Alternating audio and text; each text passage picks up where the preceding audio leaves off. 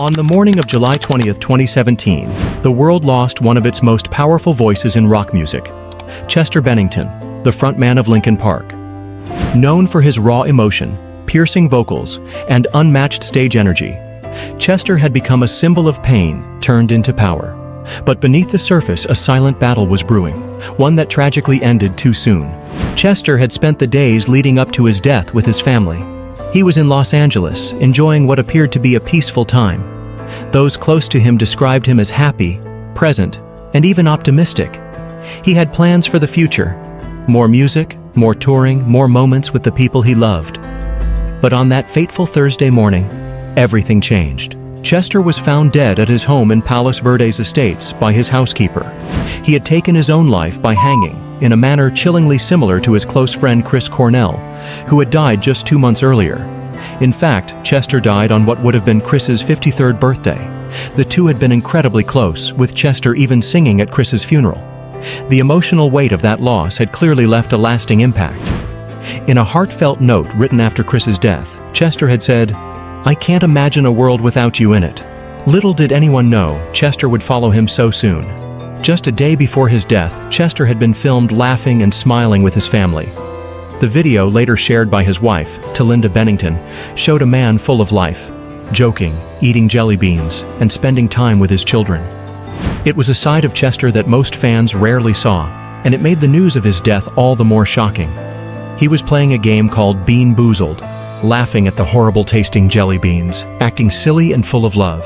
Linda shared the video to raise awareness, saying, "Suicidal thoughts were there, but you'd never know." Chester had battled mental health issues for most of his life. He spoke openly about his struggles with depression, anxiety, and the trauma of childhood abuse. At just 7 years old, he was sexually abused by an older male friend, a dark chapter in his life that would haunt him for years. By the time he was a teenager, Chester was using drugs and alcohol to numb the pain. His parents divorced when he was 11, and the emotional turmoil pushed him deeper into isolation. These experiences became fuel for his art, and his lyrics were filled with emotional honesty. Songs like Crawling, Numb, and One More Light captured the pain he carried. Through his music, he gave millions of fans around the world a voice for their own struggles. But even as he gave others strength, Chester couldn't always find that same strength for himself. Fame, pressure, and past trauma often collided in dangerous ways. He had dealt with addiction, relapsed and recovered, and fought to stay healthy for his family and fans. Despite his efforts, there were moments when the darkness crept back in. Chester once described his internal struggle by saying, "I don't drink, I don't do drugs, I don't do anything I'm not supposed to do, but still, I'm a mess. Why am I still this way?" In the final months of his life, Chester was working on Linkin Park's newest album, One More Light. The title track became a haunting tribute after his passing. When fans heard him sing, "Who cares if one more light goes out? Well, I do," the words took on a heartbreaking new meaning. At the time, Chester was preparing for another tour and seemed creatively energized.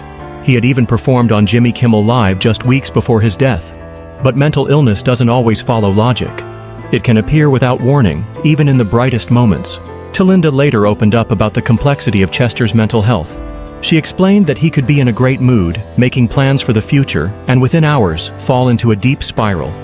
She described mental illness as a disease that doesn't have a face, a reminder that someone can seem fine and still be fighting an internal war. She also spoke about the stigma that surrounds mental health, urging people to talk about their struggles and seek help without shame. The toxicology report revealed that Chester had alcohol in his system and possibly traces of MDMA, but not enough to suggest heavy use. There was no suicide note found. Friends and fans were left with questions.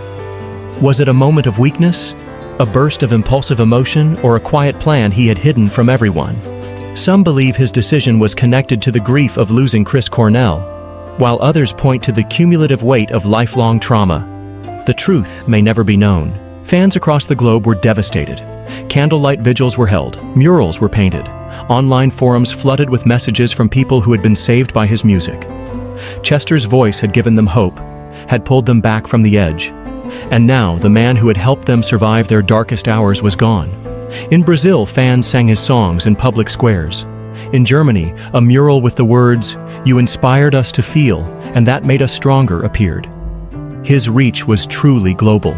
Linkin Park canceled the rest of their tour, and in October 2017, the band held a tribute concert, Linkin Park and Friends, Celebrate Life, in honor of Chester Bennington.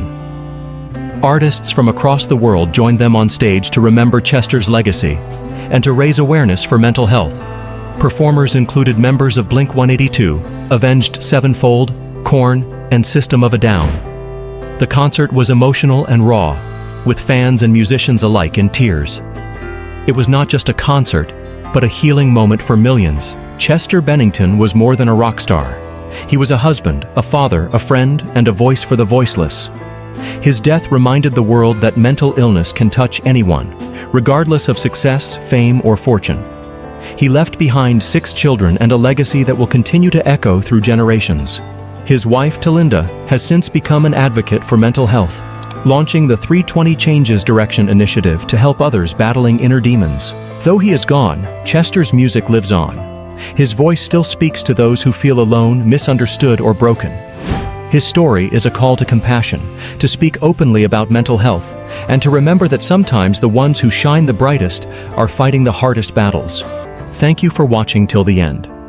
If you liked this video, please like, subscribe, and share the video with your friends. See you in the next one.